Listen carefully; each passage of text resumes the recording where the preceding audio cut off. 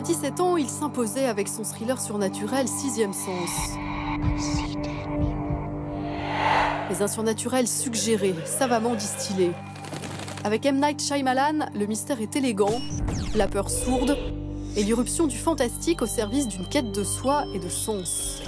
Et même si cet enfant de Hitchcock et Spielberg s'est parfois égaré, son retour fracassant en 2015 avec The Visit, un film d'horreur à petit budget, a prouvé une fois encore que Shyamalan excelle à jouer avec nos nerfs. What the hell was that? Et quand il offre à James McAvoy, dans Split, sa nouvelle pépite, le rôle d'un homme atteint de troubles de la personnalité, le surnaturel n'est jamais loin et l'effroi à son comble. You're a master at dealing with the unknown. Do you remember how it started? Because your two first movies were kind of family stories. Did something happen in your life? You know, that's funny if you say that like that. I think you probably can look at all my films and put them in two categories: family movies and then kind of, you know, thrillers. And the thrillers are kind of the format of the unknown, right? Pushing the darkness of the unknown. When I was a kid, I was always trying to scare my cousins. I'd always like do a Ouija board or something, or tell them there's a serial killer loose in the neighborhood and I don't know, I think he's outside. Like, I would always do that. And then I'd have a friend be outside and like scraping the window and then everyone would be screaming and I'd be like, ah. I definitely had that mischievous side. And were you easily frightened yourself? Yes, I was. I was a fraidy cat. What was your greatest fear? You know, every fear you can imagine I've had. So I used to have a big dog, a big German Shepherd, and he used to sleep in my room with me because I was so scared. And I'd have him sleep right by the bed just in case. So if he was sleeping soundly, I would feel, okay, nothing's gonna happen. But if he like sat up, I would suddenly be like, oh my God, did someone coming up the stairs? Why is that such a pleasure as a director, as a writer, to play with our nerves, to bring us to strange atmospheres? You know what? It's actually a biological thing. When we get scared, right? Something frightens us. All our senses get heightened. We're very present, right? So if there was a loud noise in the room right now, we would become very present. If you can use fear to talk about other stuff and to do higher level storytelling, I love it as a tool. I mean, I obviously love it. What I really love about your movies is that it's never about shocking effects or big effects. It's always about suggestion and it's much more elegant. But could you imagine one day to develop another personality and make, I don't know, a pure horror movie with zombies and gory stuff? When you say that, I think of like Night of the Living Dead, you know? That's the classic zombie movie of all time. And yet for me, that was really about people that we don't understand and, you know, all of those things. And so I just find it a profound, a genre that can be profound. So I guess the answer is no. I can't ever just do a one-dimensional version of it. It always needs to be kind of metaphoric. I've never seen a case like this before. 23 identities live in Kevin's body.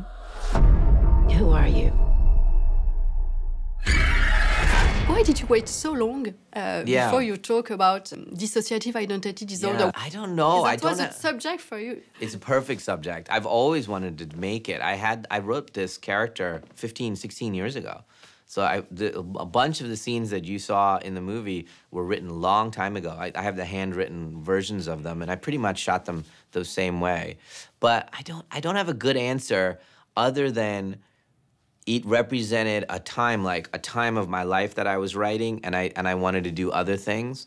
And I have in a journal, I have all these ideas for movies, and sometimes they speak to you at a certain time in your life, and I don't know, it spoke to me right now. There's a flower on the pillows, a flower in the bathroom, like we're important. Who is that? Maybe she can help us. We're here! We're here! Don't worry. He knows what you're here for. He's not allowed to touch you. He knows that. Last time we met, you told me about the importance of religion in your upbringing, to explain why your movies often have a very deep spiritual level. This time, the starting point is a scientific theory. Are you becoming rational? Or Even the way you phrased it right now made me think of my family, because my parents and all my uncles and aunts are doctors. So they're all medically trained scientists, and yet they're religious and they have the Indian kind of, you know, they believe in this and that and they believe in ghosts and they believe in this and they pray. All the things that, with the science. So I've always been raised with both sides of it. One of my other gods of writing is Michael Crichton. And Michael Crichton was a doctor, right? And then he would do kind of like, he would tell you 10 facts, science facts, but one of them is BS. One of them's made up, but you don't know which one it is. And he goes, this, and this, dinosaurs on an island. And you're like, oh my God, this dinosaurs can be on an island. This is incredible. And in that same way, I love using science to ground you. It's as much as I can make you believe these things could happen is the fun of it. What do you believe in? I believe in our own personal power. If I had an issue with religion, and I do, is this idea that what's great about you is outside, as opposed to the flip, which is saying there is this incredible, beautiful thing inside you, incredible, powerful thing inside you. An individual with multiple personalities can change their body chemistry with their thoughts. What will happen when he unlocks the potential of his brain? There is no limit to what he can become. You know, I find this whole connection between the mind and the body kind of magical, you know? Science cannot explain the placebo effect. The placebo effect, you know, where I give you a sugar pill, and if we gave it to 100 people, 10 people cure themselves from that, they go, oh yeah, that's just what happens. No, that's not what happened. How did the cells actually change from cancer to not cancer? How did it actually go away? The disease go away because of thoughts. Keep going with that. What if we believed we were supernatural, what could we do? Tonight is a sacred night. You will be in the presence of something greater. The world will understand now. The beast is real.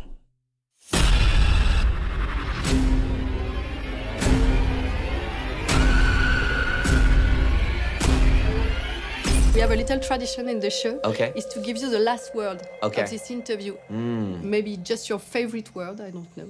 Whatever you I want. just I'm gonna put the first word that came to mind when you said that. Okay. Is that okay? Perfect. I don't know. Faith. Since we were talking, the things we were talking about. Exactly.